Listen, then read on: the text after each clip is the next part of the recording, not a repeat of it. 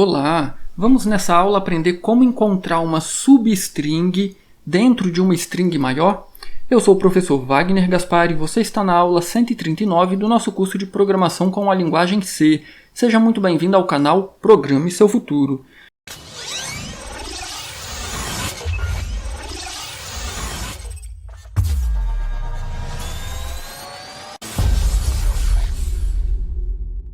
Nós vimos na aula anterior duas funções para encontrar a primeira ocorrência e a última ocorrência de um determinado caractere dentro de uma string.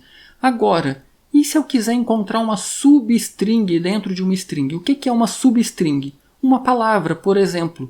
Imagine que eu tenho aqui, nesse exemplo, o nosso vetor palavra com a string bom dia, simpatia. Se eu quiser descobrir se nesta string possui a palavra dia, perceba, a palavra dia também é uma string, só que é uma string menor. E aí a gente pode chamar de substring. Então eu tenho aqui uma segunda string que eu chamei de str, e essa string contém a palavra dia.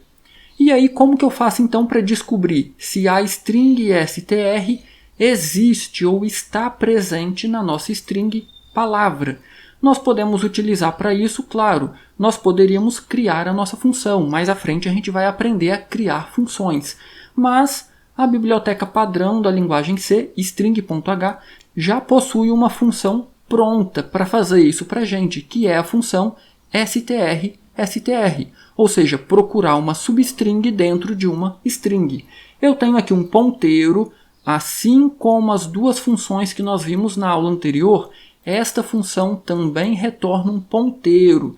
Então, para este caso aqui, se ela encontrar esta substring dentro dessa string, ela vai retornar um ponteiro apontando para a letra D. É onde começa a nossa substring. Se ela não encontrar, por exemplo, se eu fosse procurar pela palavra zia, não sei se existe, apenas um exemplo aqui.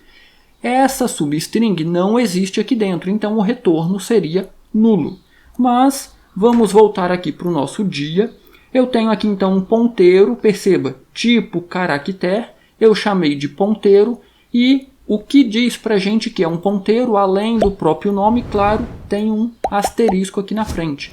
Então é esse asterisco que diz que essa variável é do tipo ponteiro. Então, vamos ao nosso código. A minha variável ponteiro vai receber o retorno da minha função, str. Então é a função para procurar uma substring dentro de uma string. Assim como as várias funções que nós já vimos nas aulas anteriores, esta função str também recebe dois parâmetros. O primeiro é a string onde eu quero realizar a busca. Então eu quero buscar a palavra dia em qual string? Aqui no meu exemplo, na string palavra, vírgula. E o segundo parâmetro é qual a string que eu quero buscar. Eu quero buscar a palavra dia. Então, é a nossa string str.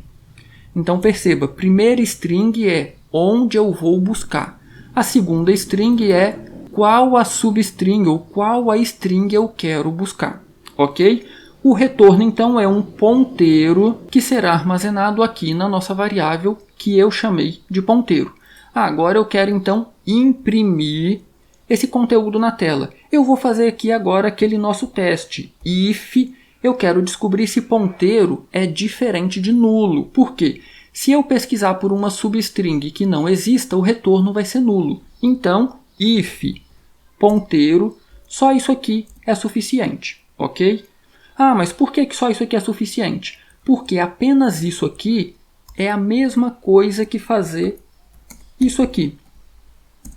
Opa, não é isso aqui não. É este aqui, ok?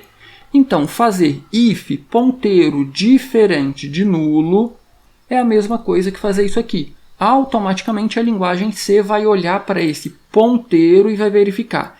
É diferente de nulo? Então dá verdadeiro.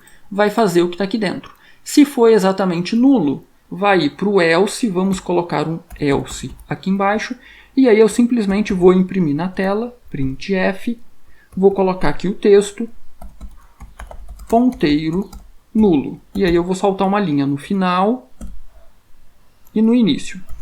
Agora vamos aqui dentro. Vou colocar aqui a nossa função de saída, printf. Vou colocar aqui um texto.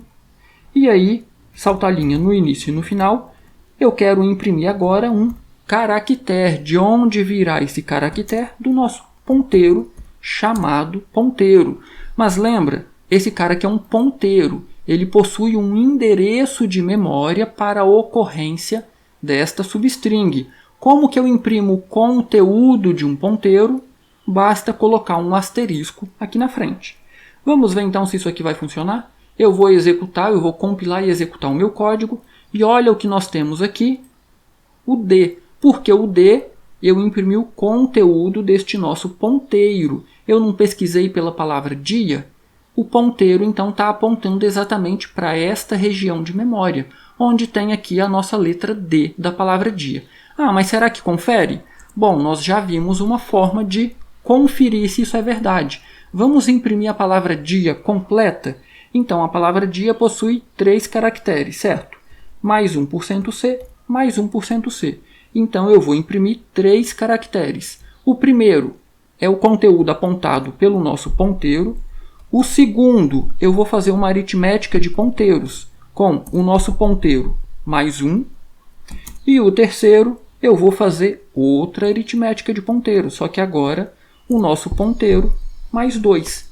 Então, ponteiro mais 1 vai vir para o i, ponteiro mais 2 vai vir para o a. Lembrando, o conteúdo de ponteiro é o endereço da letra D, é esta região de memória. Então, quando eu somo mais 1, este endereço mais 1 vem para o i. Este endereço mais 2 vem para o a. Ok? Vamos executar o programa, eu vou compilar novamente. E aí, olha o que nós temos aqui agora. Dia. Então, o conteúdo apontado por ponteiro é o D, o conteúdo de ponteiro mais 1 é o I, e o conteúdo de ponteiro mais 2 é o A. Agora, e se eu pesquisar por uma substring que não existe? Eu vou colocar aqui, uia. Perceba que essa substring não existe aqui dentro. E aí, olha o que vai acontecer. Eu vou compilar novamente o meu programa. E aí, olha onde veio parar a nossa execução. Ponteiro nulo. Por quê? Essa substring não foi encontrada dentro de palavra. O retorno, então, foi nulo. Esse teste deu falso, consequentemente veio para o else, imprimindo, então, o texto ponteiro nulo. E aí, já deixou seu like nessa aula? Deixa seu joinha aí, vai, isso é muito importante para o canal. E se você não se inscreveu, olha, já estamos na aula 139, hein? Se inscreve aí no canal, vai. E já sabe, né? Ficou com dúvida? Posta aí nos comentários que eu terei o maior prazer em responder. Do mais, um grande abraço, bons estudos aí de programação e até a nossa próxima aula.